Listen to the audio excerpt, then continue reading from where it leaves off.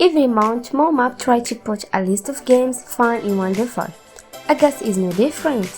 Hey gamers, this is Alma and today we are going to show you 10 best games of August 2022. Starting off with number 10, Way of the Hunter. An extremely beautiful hunting simulator. The game is oriented towards realism and it really does create some beautiful environments and depicts animals in a really realistic and interesting way. It's really cool, like you get a really big open world environment where you sort of track and prey, attempting to find animals that you're attempting to hunt. You also get co-op, which is pretty nice if you're somebody who enjoys hunting and yet some other people who enjoy hunting anyway. You're not really in a position to do some real hunting. Get your buddies together and play this. I'm not gonna say I have direct experience with the game, but it's something like intriguing to me. I'm not big in hunting, but I like the idea of being able to kill or do it without, actually killing anything.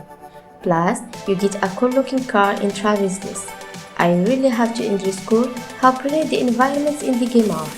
It's enough to get me interested. Something that I probably wouldn't normally be interested in that scene a lot. Way of the Hunter is available in PS5, Xbox Series X, and PC. Number 9, Marvel Spider-Man Remastered. A game you've seen on PlayStation, but it's coming to PC, and this is something I'm very excited for. Because yes, it is nice to play the game on PlayStation, but will it be nice to play it on PC, where I can really throw everything we've got at in terms of graphics. On the PC, you are gonna be seeing white tracing reflection, we'll be seeing the DLSS, the DLAA. The stuff that just makes incredibly good looking games work very well. This version of Spider-Man is also going to support ultra-wide models. I know there's a lot of people out there that like it. If you look at some of the screenshots in footage of this game on PC, it is stunning. I mean, this is a game that has been a lot on consoles. And I think we're really just gonna see a gorgeous world that no people are gonna be able to mod and do whatever they want to it. Spider-Man Remastered available in PC. Number 8, Top 1 Campus. Coming to us from the same folks that did Top 1 Hospital, developers by the name of Top 1 Stages, published by Sega. I don't know if you're familiar with Top 1 Hospital. It's kind of like a return to really old school theme park type games. Like there's a lot of this right now. But Top 1 Campus is probably one of the better ones to look at. Cause it looks like they've really done a lot in terms of wrapping up the absurd stuff, and that's really like one of the bigger reasons to play these types of games. They're more or less city builders, except for they're limited to one specific thing, the theme park, a hospital, or in this case a campus. And it looks like you are able to build a truly absurd, ridiculous campus. Frankly, some of what I've seen looks like Hogwarts. But like it's not magic oriented. It's literally just an absurd management scene that I think, if I'm honest, I'm of course going to play. This is the type of game I really enjoy, and Top 1 Hospital was really good. Top 1 Campus available in the PlayStations, the Xbox, Nintendo Switch, and PC. Number 7, Sword in Fire Together Forever. Also known as The Legend of Sword in Fire 7. It's actually a game that came out on mobile in China and was so popular, they decided to port it over to the PlayStations as well as PC. And is it a pretty game? It's an action-adventure RPG in the fact they've brought it over here. Actually works pretty well on account it's actually the 9th game in the Legend of Sword in Fire, a series that's been going on for apparently quite a while in China. Like the original game was actually released in 1995 on MC-DOS. But this one is actually set many years after the events of the rest of the series, so it's kind of functional as a reboot for Chinese gamers, and as a first game in the series over here. Again, it's called Sword in Fire Together Forever. Certainly doesn't scream sequel in any way. It's like I said, got this crazy good looking environment, and the game has been lauded for having a very good story. We don't really get a lot of Chinese RPGs over here, and it really looks like a high quality one. so I'm really interested to see exactly how it comes together. I will be playing it. It's available in the PlayStation. Number 6. Destroy Humans Story Plot. The second of the remakes of Destroy Humans. This is a series that I relish, I enjoy. Getting another one of this makes me very happy. I love the first remake because I love the first game, and they left the first game intact. Just give us much better graphics. What is there to complain about? We're likely getting the same thing here. It's Destroy Humans 2. Takes place in the 60s. It's more absurd. It's gone all the great telekinesis, mechanics, and all that same stuff. Lots of new levels, parkour, all over Earth. What is there not to like? What's interesting is that Destroy Humans, for all intents and purposes, is a pretty unique game. And when they hit with the first one, people wanted more, and they obliged. Thankfully, they're remastering all of them. My hope, of course, is that we see new Destroy Humans games in the future. We shall see. These remakes, however, the appropriate series have been going very well. Destroy All Humans 2 Reproped is available in PC, PC5, and Xbox Series X. Number 5. Midnight Fight Express. An isometric brawler, now for all intents and purposes. What this game looks like to me very much takes a lot of inspirations from older Streets of Rage style games, as well as twin stick shooters. And if you want my opinion, there is a good couple of things to combine. It's got a great looks to it, good aesthetic, looks like the fighting is fun. What's interesting is the story of somebody who got out of the criminal underworld and was lured back into it, with the intent of preventing a statewide criminal takeover. There's 41 levels, they're not randomly generated, they're handcrafted.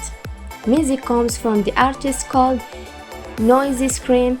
I'm not really familiar with them, but the music in Tyler is great.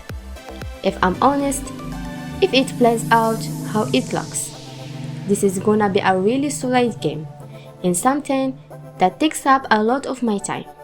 It's rich and itch that I definitely do have.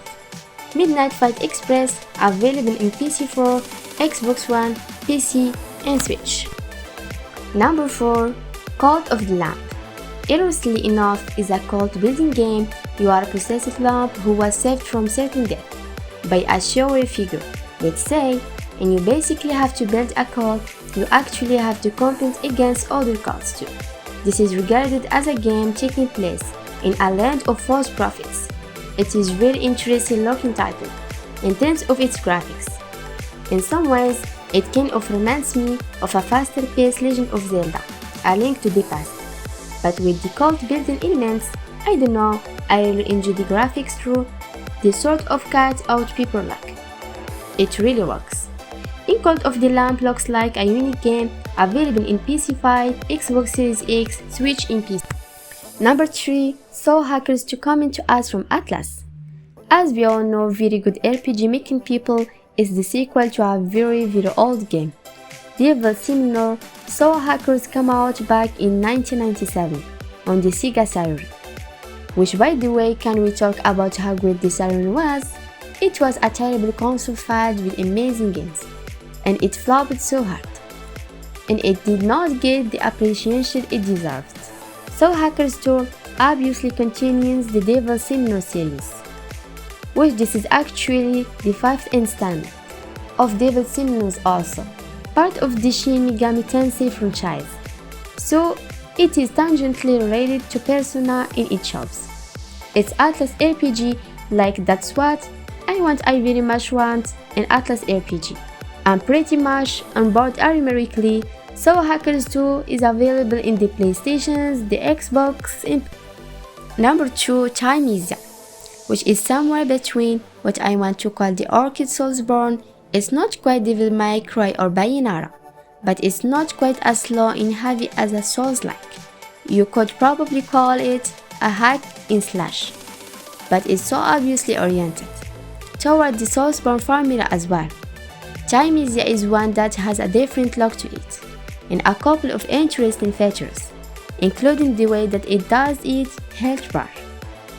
When you attack, you initially take down a weight health bar, which reveals a green health bar. The weight health bar can regenerate to the top point that the green is. Certain attacks affect the white more than the green. Certain attacks affect the green more than white. So there's a level of strategy here. I'm pretty interested in if it works. It sounds a little complicated, but it also intrigues me. So it's one of those games I think is good to look out for, cause I do see a lot of potential in it. Thymesia is coming to PC, PS5 and Xbox Series X. And finally, number 1, the big Saints Row reboot. That seems to be blending a lot from all of the various games and putting together a new world, a new type of target for Scyther. And from what I have heard thus far, actually really good action. Now obviously it takes a lot from Grand Theft Auto. That's what Saints Row is. But it seems like there's also a lot more here. Everything I've seen in previews, if true, looks delightful. Looks just like really enjoyable nonsense pure chaos too. That's exactly what I want out of Saints Row. And for all intents and purposes, I'm pretty excited.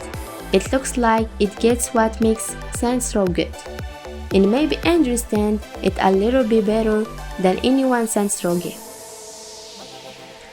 If that ends up playing out, this is definitely gonna be a new series of Saints Row games, because I don't see how, if they figure out a new special sauce, it's not gonna play out that way. Saints Row is available in the PlayStations, the Xbox and PC. So there you have it, top 10 best games of August 2022. If you like this video, why not leave a like and also smash that subscribe button and turn on bell notifications. Thanks for watching the video. We'll see you next time at Mawmap.